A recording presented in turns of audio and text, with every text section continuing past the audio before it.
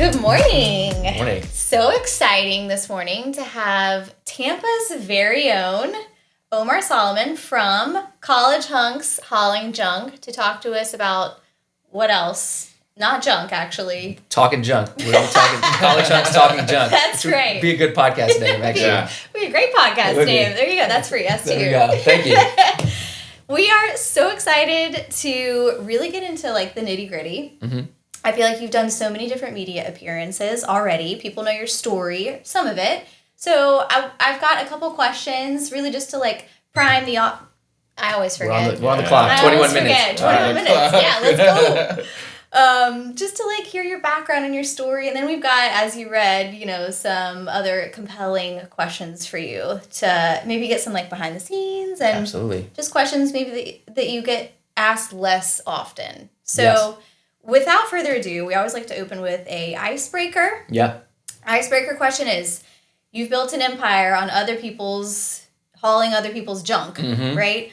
What's the wildest or most memorable story that came out of a junk job?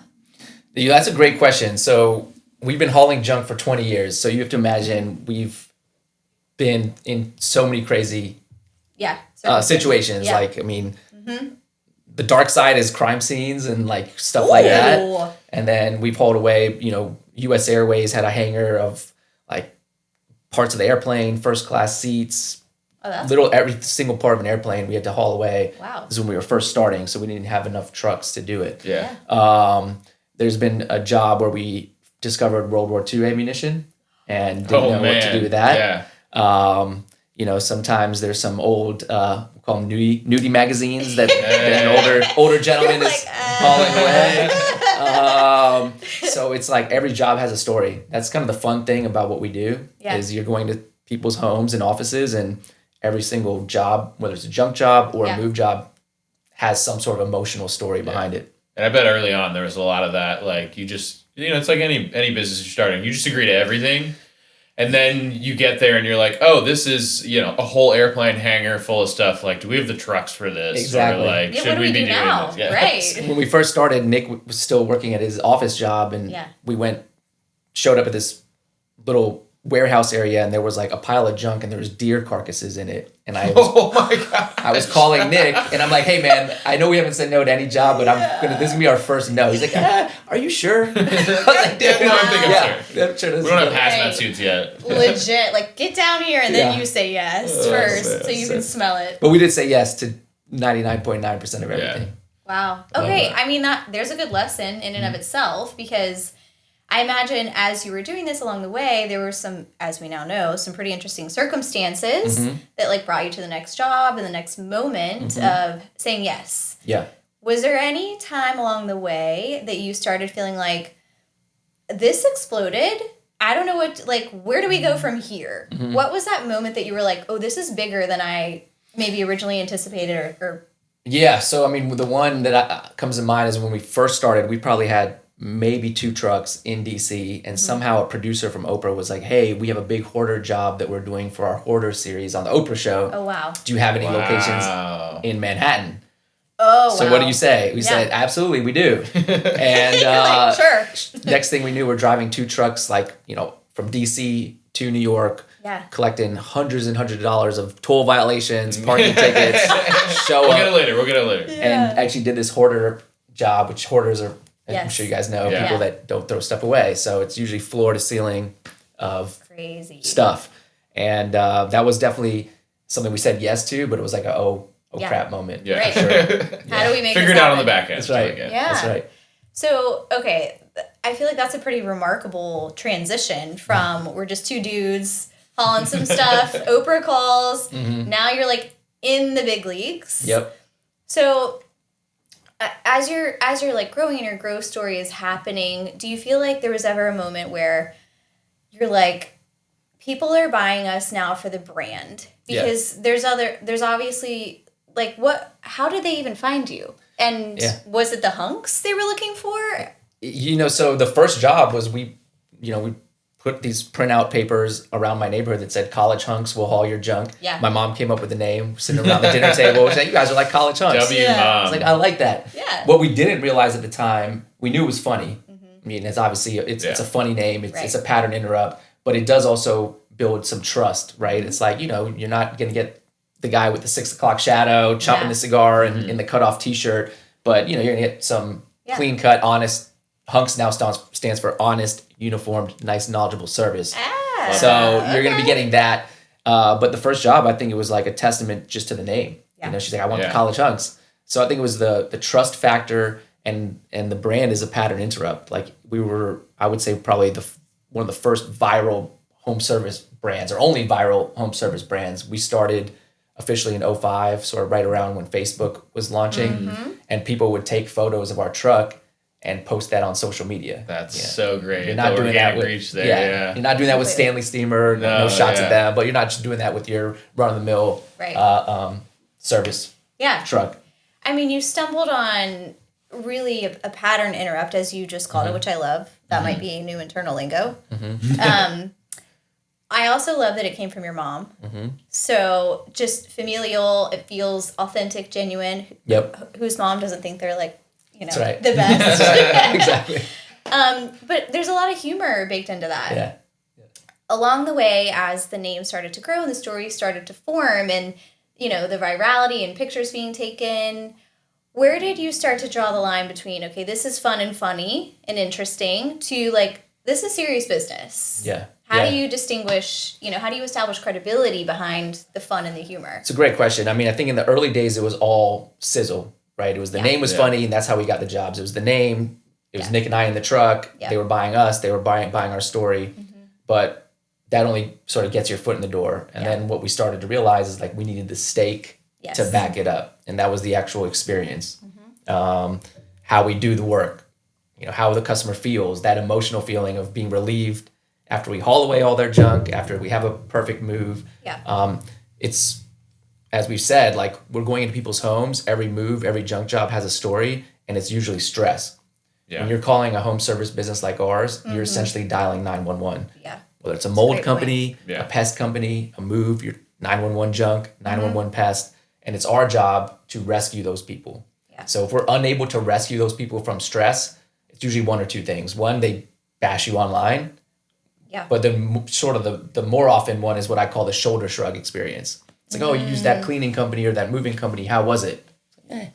Right. So we wanted to sort of change it from a shoulder shrug experience to like, oh, wow, this saved my life. I want to tell someone, right? And we've had reviews where they compare their move to a Disney experience. Wow. And I would say moving and Disney should never be mentioned in the same sentence.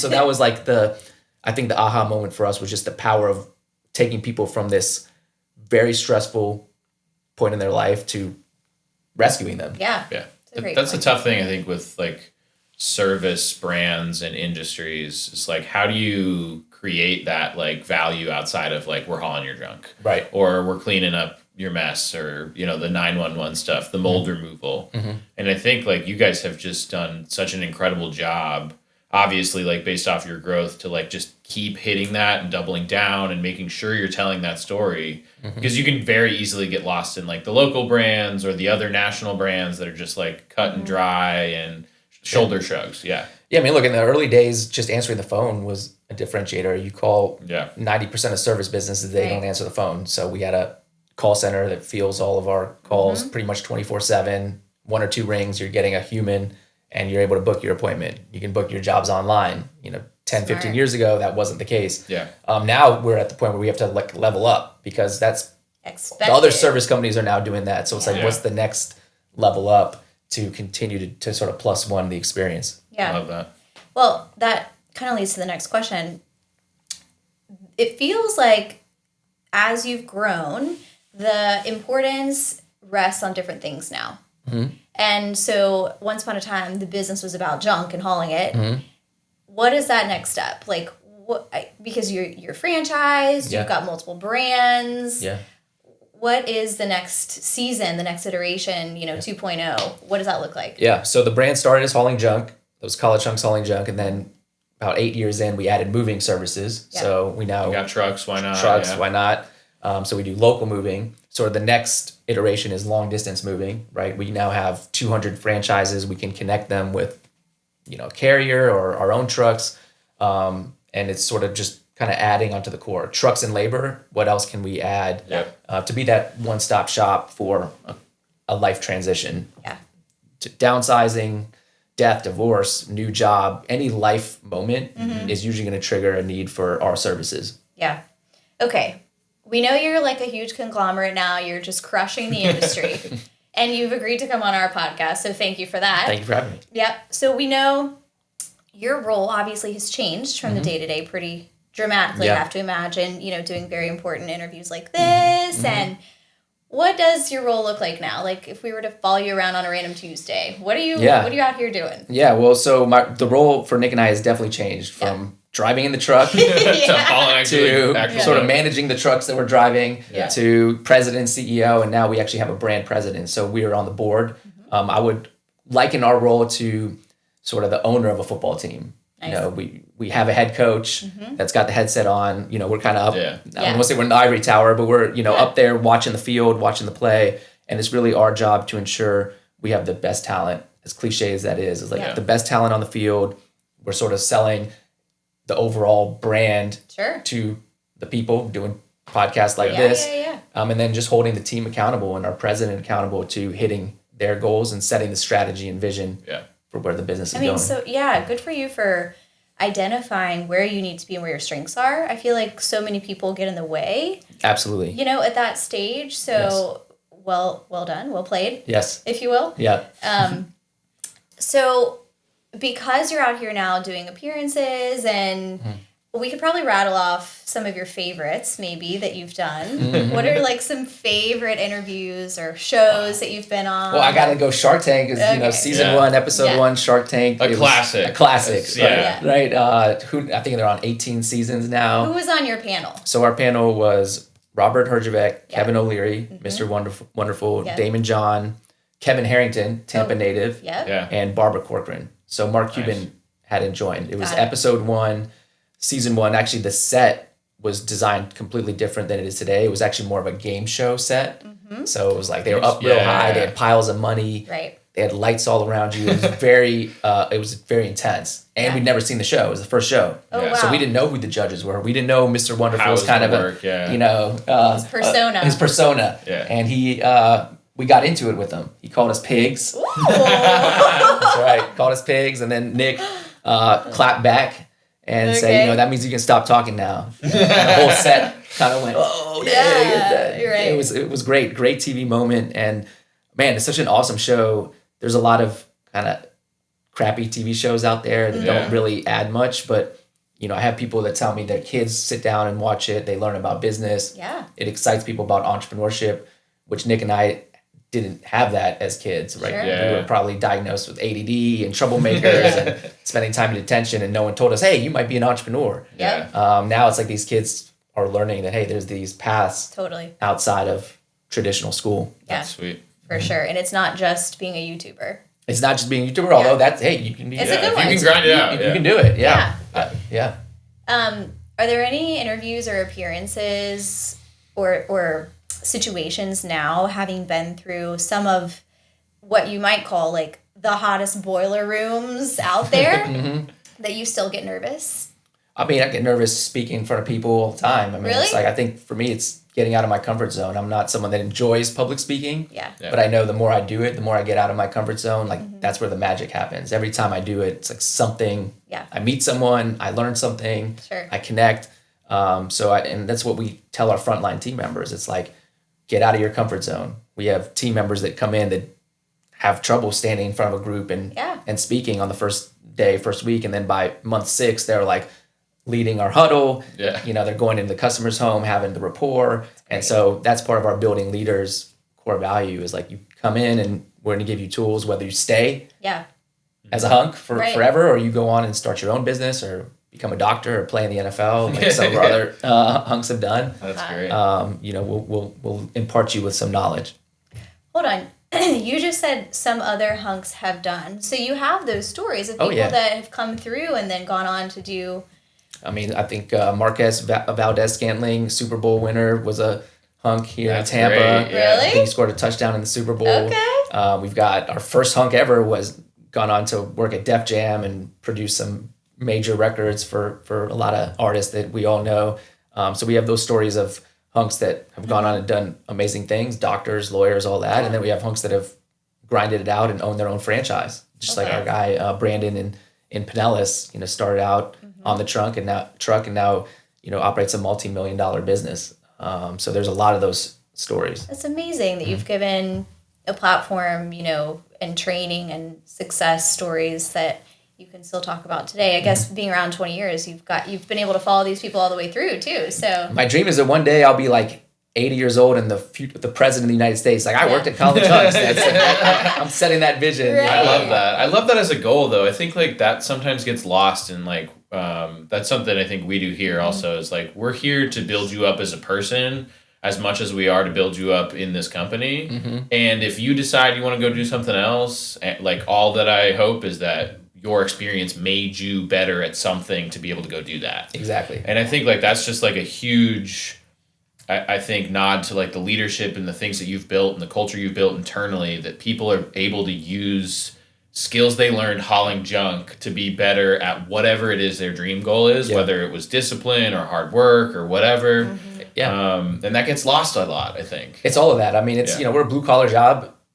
For lack of a better word, but it's very rewarding. It's hard work, but you kind of see the impact. You see the house messy, and then you see it clear. You see the people moved out and moved in and happy. You're dealing with different customers, different personalities every day. It is a huge learning environment. It's not like working at a fast food or the mall. No knock on that, but like you're going to come in and you're going to learn life skills, how to talk to people, usually people a little bit older than you, how to deal with the non-transactional service, like, not going to Walgreens, but really like almost like a Ritz-Carlton, how to, little things, say my pleasure, but then the bigger things, like how to take a customer that's pissed off and turn it around. Diffuse that. Yeah, that's great. Yeah.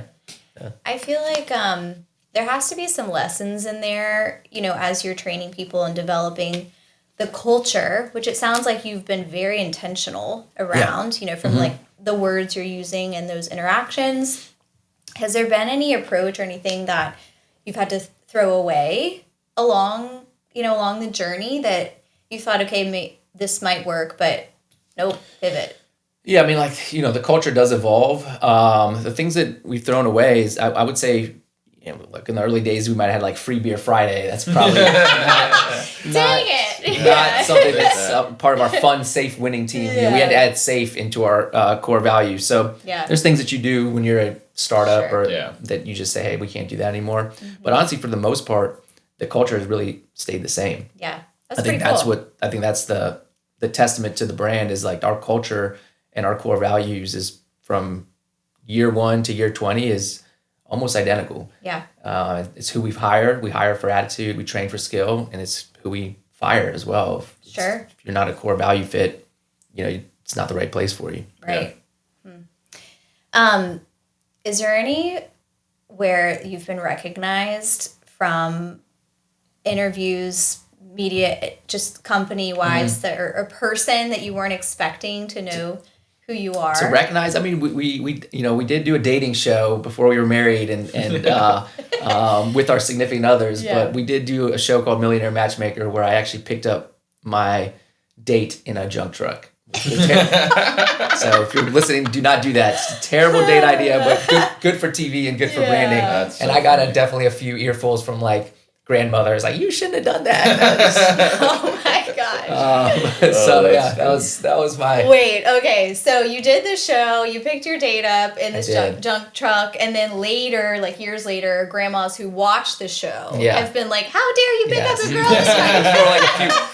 The few months after was the worst. That was when I was getting a lot of like messages and like, how did you do that? That was a terrible date. I'm like, oh God. That's hysterical. I can't. Okay. Yeah, I could see how that might ruffle some feathers. She was in a full, had her nails done and hair done, and we went and hauled junk. It was rough. Oh, man. Yeah. That's great. I don't think, that would not work for me. No, you don't seem like that kind Patty Stanger, the host of the show, actually was in Tampa a few days ago doing some seminar, and someone had me on FaceTime, and she's like, why are you still picking up girls in junk trucks?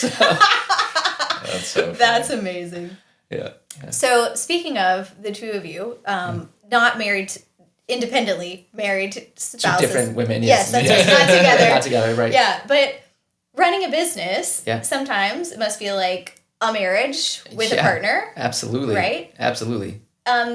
Any advice for people running a company with a partner? Yeah. So, the sort of the typical fear that you hear about is these partnerships break up. Like that's the story, right? People go into business together and the business fails because the partnership failed. Right. We've been really fortunate because A, we've had the common vision. B, we have different strengths, so Nick's strengths are not mine and vice versa. And that it just happened. We got lucky in that respect that it just was a very complementary fit. Yeah. And then, we're able to deal with conflict head on, like sit in a room, yell at each other, get on each other's nerves, work it out, go out and play tennis or, grab a beer. Or pickleball now. Or a pickleball. Yes. That's right. So you need to be able to have the conflict. And I also, the flip side is the solo founders, I tell them, I'm like, you're in the hardest boat there is. Like I at least have someone 10 o'clock at night I can be like in the foxhole with, like, what are you thinking? It's hard to be ruthless also when you're the solo founder. I'm not saying that you have to be ruthless, but you need to kind of be ruthless with results, right? And you need to hold people accountable. And, some founders, if I was on my own, I'm relatively conflict avoidant, but when you put the two of us together, it's like, hey, we're both edging each other on. It's like, we got to deal with this now. So it speeds things up, and it allows for just ruthless accountability as well. And those solo founders, they don't have somebody to tell them no. They don't have someone to tell them no. And we're in overtime. Overtime. For whether it's like a bad idea or whether they're going, maybe towards the wrong direction on something. I've talked to a lot of people who have started their own brands and on the solo and they don't have somebody to turn them off of something that the direction they're pushing. It's very true. Early enough. You don't have the sounding board. You can't talk. You don't have someone to just really talk it out that's in the same perspective. Yeah. So if you're a solo founder, I advocate getting a mentor or advisor that can be like that co-founder. And if you're a co-founder, I advise to treat it like a marriage. It's, you have to, it's the same things, relationship, communication, compromise, win some, lose some, you can't have it all. And just have a common vision where you want to go. We're at 21 minutes, but we do have a rapid fire section. Let's do it. Okay. So we're calling this the junk drawer for you, by the way. All right. One thing you'd never let anyone throw away that you own. Oh, well, my wife, I have a 71 Chevelle that my wife wants to throw away. Oh. So that one's not. No, ma'am. You're not touching that. One's not going anywhere. If you had to cast College Hunks movie, who's playing you? That's easy. It's easy. Yeah, that's easy. So it's Adam Sandler. Oh, I love it. That would be great. Epic. Okay. Ever thought about launching your own TV show based on the business? We have. We've shot pilots before, didn't get picked up, but I do think there's a TV show there somewhere. Yeah. Whether it's the junk that we're hauling away, the business sort of story, the blue collar side of things, where it's just like going out grinding. There's something there. Yeah. So if you have an idea, let us know. All right, you heard it here first. Yeah. Best moment in College Hunks history, one that still gives you goosebumps. That one I will have to go with our 20-year. We had our 20-year anniversary this year. Yeah. We had our annual conference and we had Ludacris perform. What? That's awesome. So that was a goosebumps moment. Like, love wow. It. Hell yeah. And he's got a lot of songs that kind of intertwine with moving. Yeah. Move, blank, get out of the way. That's great. Area codes. We got franchises in different area codes. Nice. So it sort of was a great natural fit. That's sick. Okay, last question, and I'm pulling an audible here. Usually we ask people about advice for a first big idea. I think you just gave us that. So here's what I want to know. What's one story that has never made it into the editing that you still think about, talk about from past interviews or past shows that you feel like you want told, but you haven't had the opportunity to tell? Yeah, that's a great question. I would have to go to Undercover Boss on that one because we shot for 2 weeks. It was in the middle of COVID, so it really took 3 weeks. We had to take a week off due to the producer catching COVID, which was an extremely hard, emotional thing that we did. Yeah. But so much got cut out.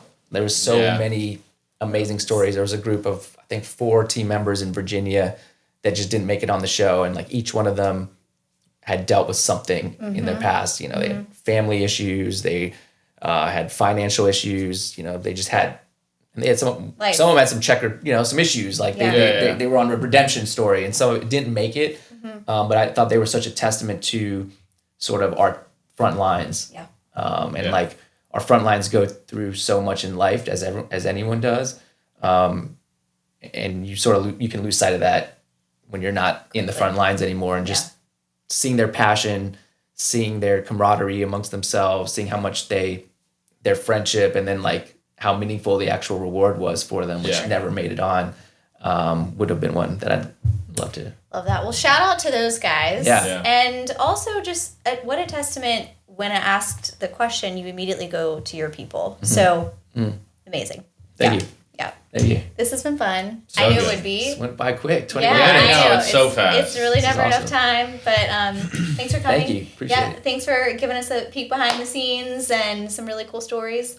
Peek behind the junk. Peek behind the junk. Yeah. The junk drawer. I like that. I know. Now I have FOMO about Ludacris. That's going to be our playlist for the rest of the day. Yeah. So, all right. It's a great playlist. Great playlist. Awesome. Okay, cool. Thanks, guys. Thank you. Take care. Appreciate it. Yeah.